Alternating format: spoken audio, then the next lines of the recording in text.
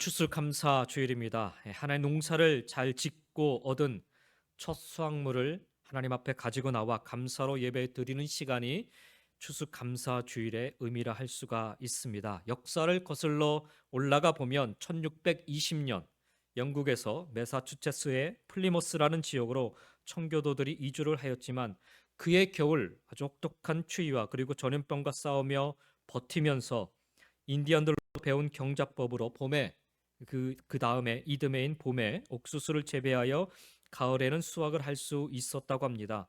이것을 계기로 그들은 새로운 터전에 정착할 기반을 잡을 수 있게 되었는데 수확에 대한 기쁨과 감사를 표하고자 1621년에 3일 동안 추수를 감사하는 축제를 벌였다고 하지요. 이때 청교도들은 자신들에게 농사를 가르쳐 주어서 굶어 죽지 않도록 배려하였던 인디언들을 초대하여 추수한 곡식과 과일 그리고 야생 칠면조와 사슴을 잡아 축제를 했는데 이것이 미국에서의 최초의 땡스기빙 추수감사절이라 여기게 되었습니다. 그런데 그 이면에는 우리가 생각하는 것처럼 그 해의 결실이 풍성했기에 결코 이 같은 감사를 드린 것이 아님을 보게 됩니다. 청교도들은 그의 흉년과 식량난으로 아주 극심한 고생을 해야만 했고 또 미국에 올 때 배를 빌려 오느라 진 빚이 이자가 불어나서 돈에 쪼들리는 그런 경제난에도 시달렸다고 합니다.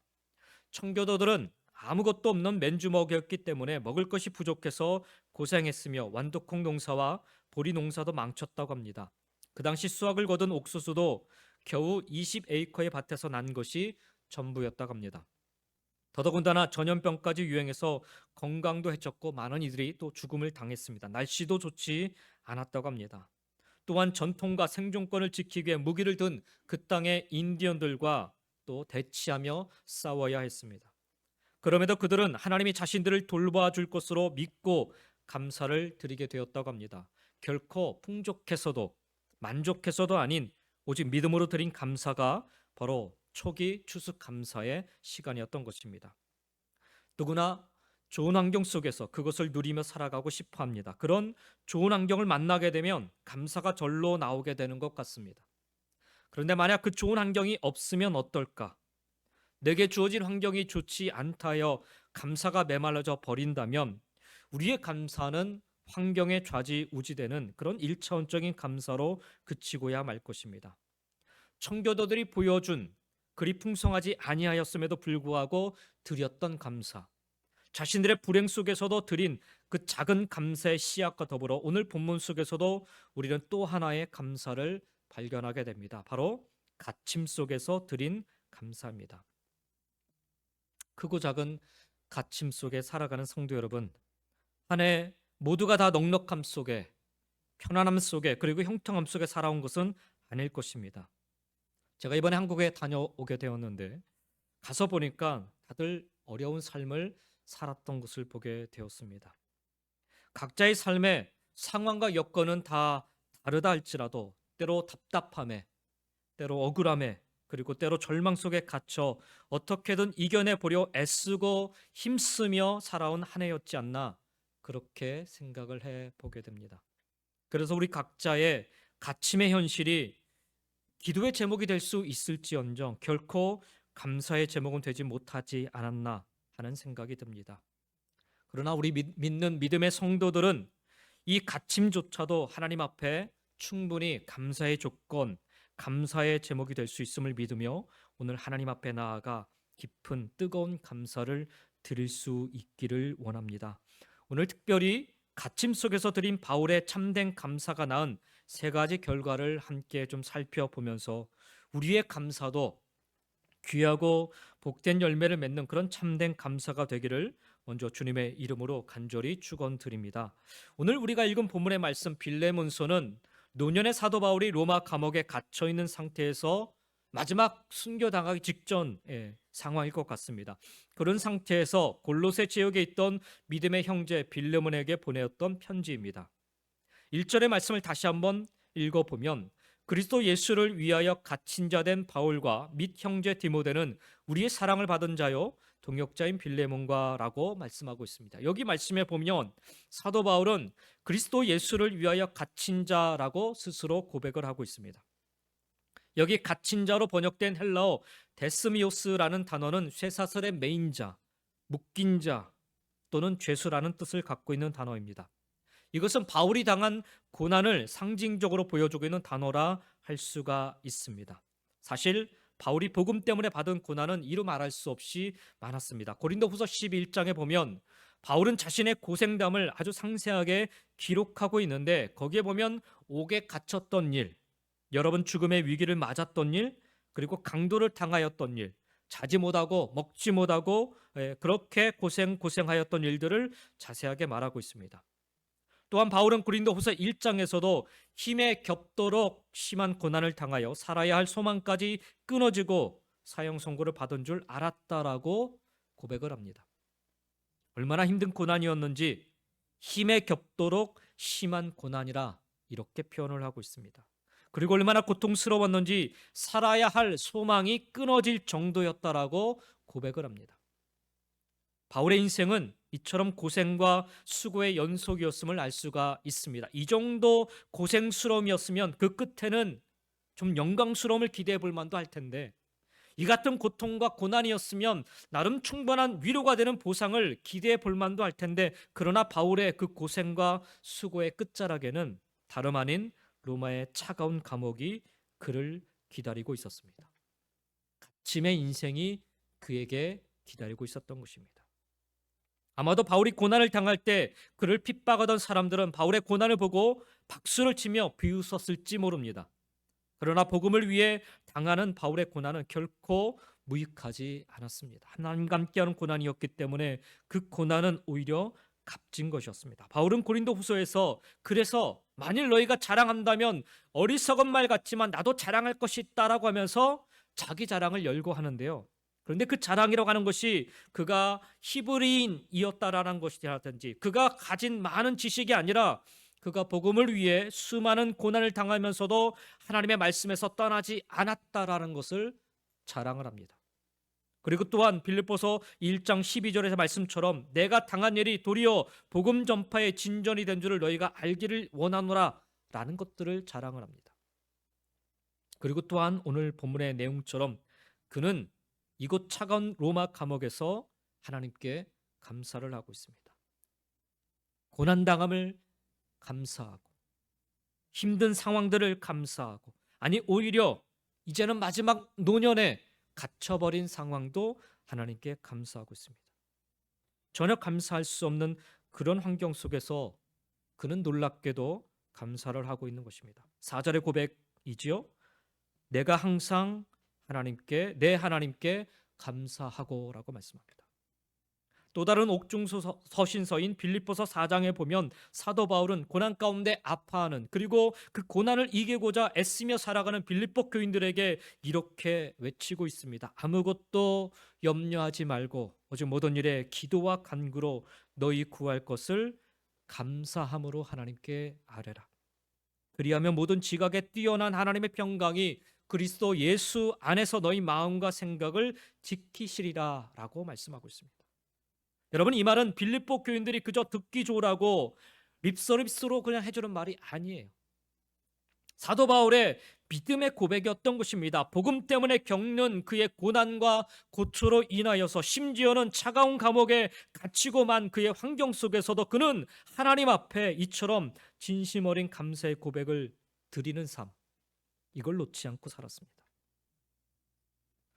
무엇이 그를 이토록 감사에 절실하게 만들었을까요?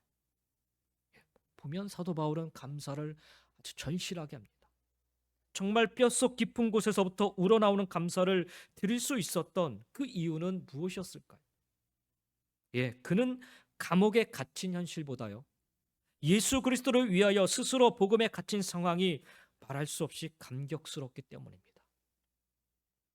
같은 현실인데 전혀 다른 관점으로 그는 자신의 갇힘을 이해하고 있었습니다. 감옥에 갇힌 현실은 그의 육신의 몸을 꼼짝달싹 못하게 묶어버렸지만 오히려 복음에 갇힌 상황은 그를 누구보다도 자유롭게 예수 그리스도를 증거할 수 있게 만들었습니다. 감옥에 갇힌 현실은 그를 모든 사람들로부터 단절시켜서 외롭게 만들었지만 오히려 복음에 갇힌 상황은 그를 예수님과 더 깊은 관계로 나아가도록, 그리고 그 안에 머물도록 만들었습니다. 예수님만 생각하고 예수님만 바라보도록. 그리고 감옥에 갇힌 현실은 죽음의 두려움으로 그를 절망으로 내몰았지만 오히려 복음에 갇힌 현실은 그를 영원한 하늘나라의 소망으로 이끌었습니다. 예수 그리스도를 위하여 갇힌 그는 그래서 절망의 자리에서 희망을 노래할 수 있었고, 예수 그리스도를 위하여 갇힌 그는 그래서 죽음의 자리에서 주님에 대한 사랑을 고백할 수 있었으며, 예수 그리스도를 위하여 갇힌 그는 그래서 복음으로 살 소망을 발견할 수 있었습니다. 그래서 사도 바울은 감옥에 갇힌 현실보다 복음에 갇혔던 상황에 또 감사할 수 있었던 것입니다. 사랑하는 성도 여러분, 갇혀 있다는 것이 꼭 나쁜 것은 아닙니다. 육신의 질병으로 갇혀 있든, 세상의 장벽으로 인해 갇혀 있든, 물질의 공고함 속에 갇혀 있든, 관계의 어려움 속에 갇혀 있든, 그것이 꼭 나쁜 것만은 아닙니다. 서울 연세대학교 병원 입구에 이런 기도의 글이 걸려 있다고 하는데, 하나님, 때때로 병들게 하심을 감사합니다. 인간의 약함을 깨닫게 해주시기 때문입니다. 고독하고 외로운 것도 감사합니다. 그것은 하나님과 가까워지는 기회가 되기 때문입니다. 일이 계획대로 안 되게 틀어주신 것도 감사합니다. 그래서 저의 교만이 깨지기 때문입니다. 돈이 없어 사고 싶은 것을 마음대로 못 사게 하신 것도 감사합니다.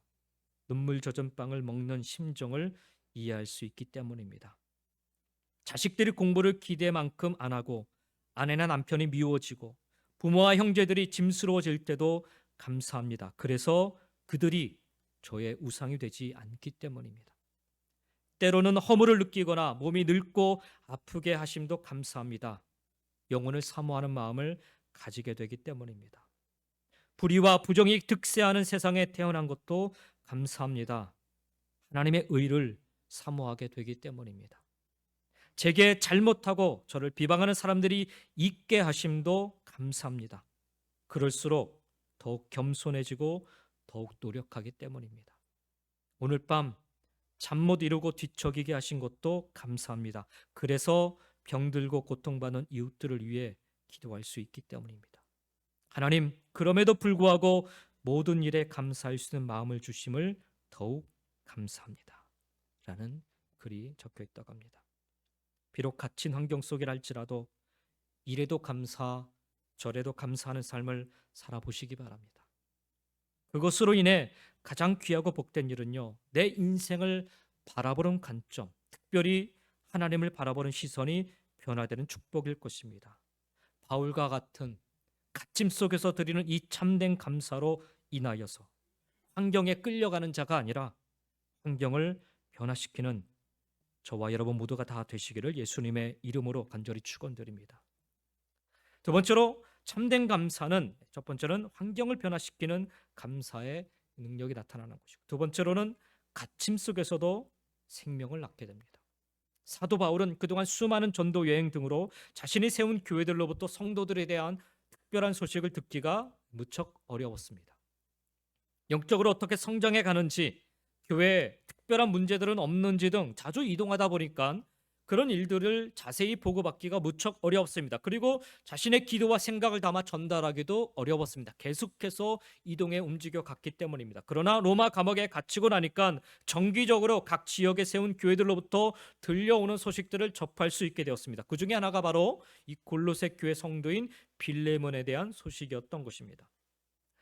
오늘 우리가 읽은 본문 4절과 5절의 말씀입니다. 내가 항상 내 하나님께 감사하고 기도할 때 너를 말함은 주 예수와 및 모든 성도에 대한 내 사랑과 믿음이 있음을 들음이니 라고 말합니다. 7절에 보면 형제여 성도들의 마음이 너로 말미암아 평안함을 얻었으니 내가 너의 사랑으로 많은 기쁨과 위로를 받았노라 라고 이야기를 하고 있습니다. 그렇습니다. 사도 바울은 빌레몬의 소식을 듣고서 무척 기뻐하고 감사하게 되었습니다. 그런데 그가 이렇게 기뻐할 수 있었던 이유, 감사할 수 있었던 이유는 사실 또 다른 이유가 있었습니다. 우리가 읽지는 않았지만 10절의 말씀을 보면 갇힌 중에서 낳은 아들 오네시모를 위하여 내게 간구하노라라고 말씀하고 있습니다. 바로 오네시모라고 하는 최근에 감옥에서 만나 복음을 전하여서 그의 영혼을 구원할 수 있었던 그 한 사람 때문이었습니다.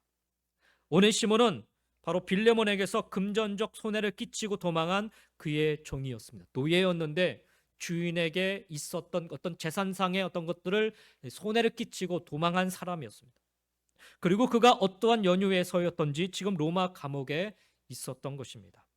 정확히 그가 로마 감옥에 갇혔던 것인지 아니면 로마 감옥에서 허드렛 일을 하면서 그가 살고 있었는지는 우리가 잘 알 수 없습니다. 그러나 바울과 가까이서 지낼 수 있었던 사람이 되었습니다. 그런데 바로 그곳에서 바울은 쓸모없는 노예였던 그를 위하여 간구합니다. 바울은 당시 나이가 많았고 감옥에 갇힌 형편으로 열악하고 편치 않은 상황이었지만 한 영혼을 위한 노력을 게을리하지 않았습니다. 그는 감옥에서 만난 이 오네시모에게 복음을 전하고 그를 가리켜 10절에 보니까 갇힌 중에서 낳은 아들이라 이렇게 고백을 하고 있습니다. 여기 나타라는 의미로 번역되었던 헬라어 에겜네사라는 단어는 그 어근 자체가 새로운 존재로 태어남을 가리키는 단어입니다. 우리가 소위 말하면 중생, 거듭남 이런 표현을 쓰지 않습니까? 바로 그와 같은 의미를 갖고 있는 것이 바로 에겜네사라는 그런 단어입니다. 즉 전에는 죄를 짓고 도주한 노예였지만 이제는 이 모든 것으로부터 변화되어 새로운 존재가 되었음을 보여주는 표현이 바로 이 에겜네사라는 단어인 것입니다. 갇힘 중에서도 감사의 삶을 살았던 사도 바울은 결국 그곳에서 만났던 노예 오네시모의 생명을 얻을 수 있었던 것입니다. 그렇습니다, 여러분. 참된 감사는 환경을 변화시킬 뿐만 아니라 그곳에서 또 다른 생명을 낳습니다. 격려와 위로와 나아가 용서와 사랑의 삶을 통해 한 생명을 얻는 귀한 역사를 만들게 된 것입니다. 만약 바울이 인생 말년에 감옥에 갇힌 자신의 신세를 한탄하며 불평하고 원망하고 미워하는 삶을 살았다면 어떠했을까요?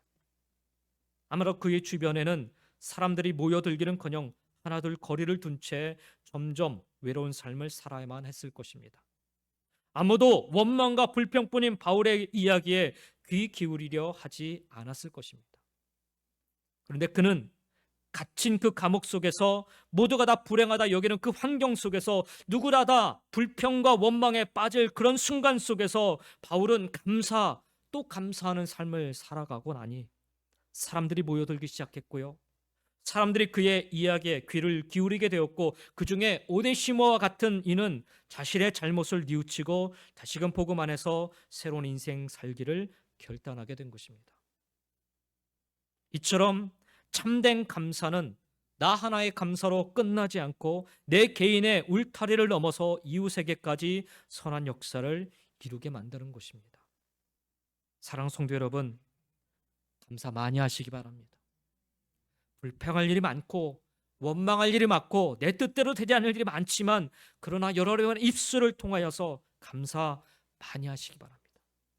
그렇게 참된 감사로 이번에 감사의 영역 넓혀 가시길 축원드립니다. 나 개인의 감사로 끝나지 마시고요. 많은 이들의 생명을 얻고 변화시키는 데까지 그 영역이 넓어질 수 있기를 예수님의 이름으로 간절히 축원드립니다. 세 번째로 참된 감사는요, 삶의 변화를 낳습니다. 오늘 우리가 읽지는 않았지만 11절과 12절의 말씀을 한번 보시겠습니다.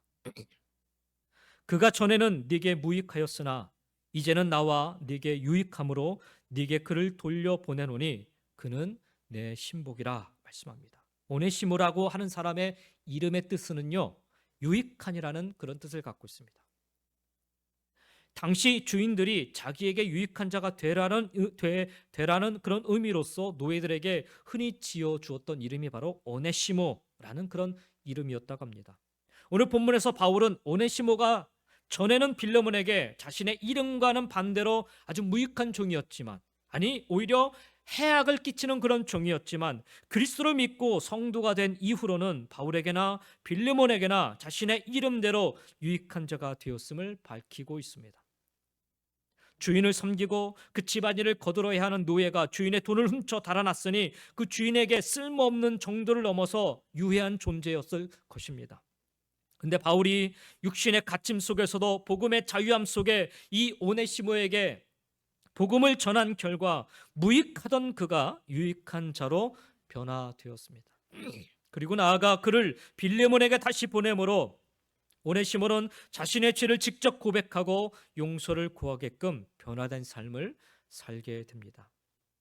빌레몬서의 주된 내용은요, 이게 한 장밖에 안 되는 짧은 성경이지만 빌레몬서의 주된 내용은 사도 바울이 오네시모를 빌레몬에게 보내면서 그를 용서하고 더 이상 종이 아닌 그리스도 안에서 한 형제로 대해줄 것을 부탁하는 내용입니다.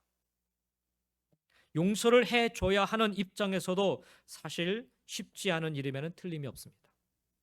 더더군다나 종이었던 그를 형제처럼 대하라, 그렇게 이야기하니까 바울은 이 빌레몬에게 무익함을 넘어 유해하기까지 했던 오네시모를 보내면서 그를 내 신복이라고까지 표현을 합니다.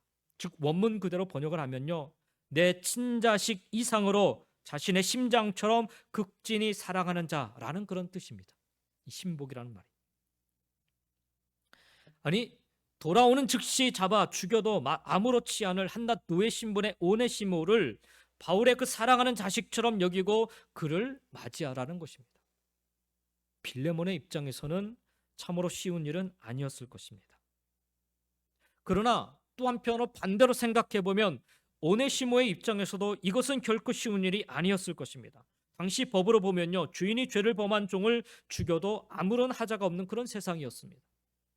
그런 마당에 주인에게 다시 찾아가 용서를 구하는 일은 주인이 찾아온 자신을 죽이겠다고 하면 죽겠다라는 각오가 없이는 안 되는 일이기에 오네시모에게 있어서도 이것은 다시 찾아가 그에게 용서를 구하는 일은 결코 쉬운 일이 아니었던 것입니다. 요즘 잘못을 하고서도요, 잘못을 쉽게 시인하지 않는 그런 풍토 속에 우리는 살아가고 있습니다. 발뺌하기에 급급합니다. 사도 바울의 입장에서도 굳이 빌레몬에게 그를 다시, 이 오네시모를 다시 보내서 용서를 구하게 한 다음에 다시 자신에게로 와서 자신을 섬기도록 이렇게 굳이 번거롭게 할 이유는 없었을지 모르겠습니다. 사도 바울은 그러나 오네시모에게 크리스천의 삶의 아주 중요한 한 가지를 가르쳐주고 싶었던 것입니다. 바로 고백과 회개의 삶입니다. 하나님 앞에서 죄를 고백하고 회개하는 것, 참으로 중요하죠. 그러나 그것으로 모든 것이 다 끝나는 것이 아님을 사도 바울은 오네시모에게 가르쳐주고 싶었던 것입니다. 하나님 앞에서 죄를 고백하고 회개하였으면 그 모습이, 그와 같은 삶이 사람들 앞에서도 동일하게 이것이 이루어져야 하는 것이 바로 성도의 바른 삶이라는 것이에요. 그런데 교회에 와서는 열심으로 고백을 하고 회개하지만, 하나님 앞에 엎드려 전심으로 고백하고 회개하지만, 정작 세상 속에서 사람들 앞에서는 자신의 잘못됨에 대한 고백과 회개가 사라져 가기 때문에 죄를 죄로 인정하지 않는 풍토가 우리 사회에서 끊어지지 않는 것입니다.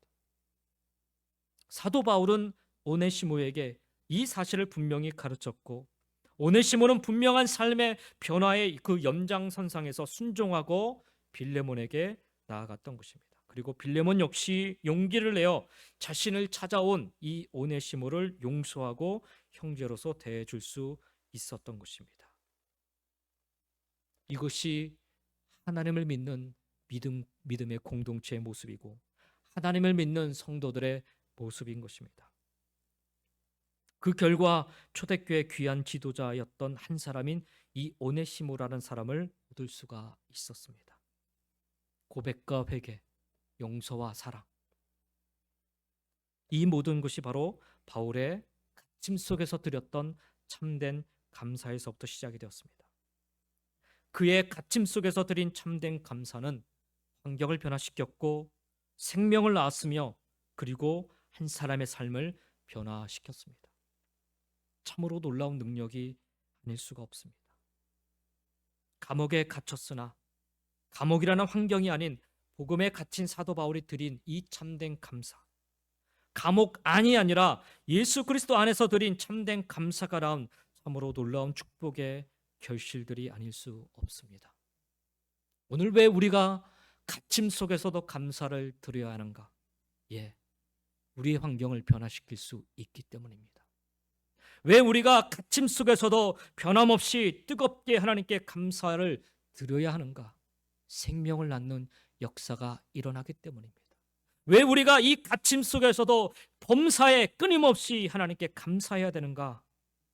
삶을 변화시키는 능력이 그 안에 있기 때문입니다. 이 감사의 능력을 깨달은 바울은요, 그래서 틈날 때마다 성도들에게 이 감사를 가르쳤던 것입니다. 데살로니가전서 5장 16절 17절에 그렇게 고백을 하죠. 항상 기뻐하라, 쉬지 말고 기도하라, 그러면서 범사에 감사하라 가르칩니다. 이는 그리스도 예수 안에서 너희를 향하신 하나님의 뜻이니라 라고 말씀하며 범사에 감사함이 하나님의 뜻임을 가르칩니다. 또 골로새서 3장 15절과 17절에 보면 그리스도의 평강이 너희 마음을 주장하게 하라. 너희는 평강을 위하여 한 몸으로 부르심을 받았나니 너희는 또한 감사하는 자가 되라. 부르심을 받은 우리 모두가 뭘 해야 되느냐? 감사해야 한다는 거예요. 그리스도의 말씀이 너희 속에 풍성히 거하여 모든 지혜로 피차 가르치며 권면하며 시와 찬송과 신령한 노래를 부르며 감사하는 마음으로 하나님을 찬양하고 또 무엇을 하든지 말에나 일에나 다 주 예수의 이름으로 하고 그를 힘입어 하나님 아버지께 감사하라 말씀하고 있습니다. 예수 그리스도로 말미암아 한 몸으로 부름받은 새생명교회 성도 여러분, 여러분 또한 감사하는 자가 되시기 바랍니다. 환경에 갇히지 마시고요, 복음에 갇힌 자로서 범사에 감사하는 자가 되시기 바랍니다. 그러면 감옥과 같은, 갇힘과 같은 힘들고 고통스럽고 어려운 환경에 끌려 살아가는 인생이 아니라 바로 그런 인생에서 똑같은 환경을 밟고 넘어서는, 이겨내는 그런 삶이 여러분 앞에 펼쳐지게 될 줄 믿습니다. 예수 그리스도를 믿음으로 말미암아 한 몸된 우리 새생명교회 성도 여러분, 여러분은 또한 감사를 피차 가르치며 권면하는 삶을 살아가시기 바랍니다. 그 속에서 생명의 역사는 꽃피게 될 것입니다. 자녀를 통한 생명의 역사, 우리의 이웃을 통한 생명의 역사, 그리고 우리 교회를 통한 생명의 역사가 오네시모를 낳은 생명의 역사처럼 그렇게 결실을 맺게 될 것입니다. 그러니 오늘 여러분이 처한 환경 속에서 감사의 마음을 놓치지 마시고 부지런히 주신 주의 말씀 붙잡고 피차 감사를 가르치고 권면하며 살아가시기를 간절히 주의 이름으로 축원드립니다. 그리고 또한 예수 그리스도의 이름의 능력으로 한 몸 된 우리 사랑하는 성도 여러분, 그분의 능력을 힘입어 말에나 일에나 무엇을 하든지 범사에 감사하는 삶을 사시기 바랍니다. 범사, 모든 일을 뜻하는 거지요. 하나님 앞에서만 아니라 세상 앞에서도, 사람들 앞에서도 감사하는 삶을 드러내 보이며 증거하는 삶을 사시기 바랍니다. 그것이 곧 변화된 그리스도인의 모습인 것입니다. 그리고 그 변화된 삶은 나의 힘과 의지가 아닌 예수의 능력으로 가능합니다. 그러니 예수의 능력을 힘입어 말에나 일에나 무엇을 하든지 범사에 감사하는 삶을 살아가시기 바랍니다. 그렇게 드리는 감사가 계속해서 우리의 삶을 변화시켜 주시는 줄 믿습니다. 오늘 추수감사 주일을 믿음으로 지켜 나아가는 사랑하는 성도 여러분, 갇힘 속에서도 환경을 변화시키고 갇힘 속에서도 생명을 낳고 갇힘 속에서도 나아가 삶을 변화시킨 이 아름답고 복된 참된 감사의 결실을 여러분 모두 사모하시며 맺어 가시기를 예수님의 이름으로 간절히 축원드립니다. 기도하시겠습니다.